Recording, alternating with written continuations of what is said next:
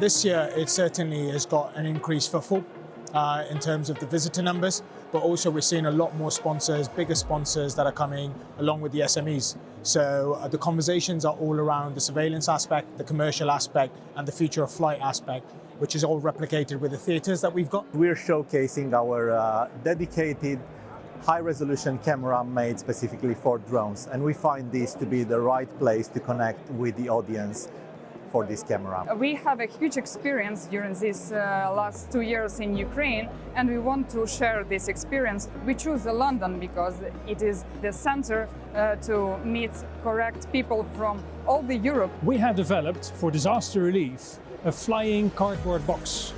We transport it with cargo drones and precision deliver them on the spot where people need them, anywhere in the world. A great collection of kind of asset managers, really, anything that goes up vertically, whether it's a helicopter or a drone, and then merging together those things. So this is a great space for us to find new customers and get new opportunities. The key benefit that we get from it is we get to meet all the customers that we currently see on a day-to-day basis, tell them what we really do and what else we do throughout the industry. Fantastic space for us to meet our customers, for them to see us face to face, and for us to give something back to them.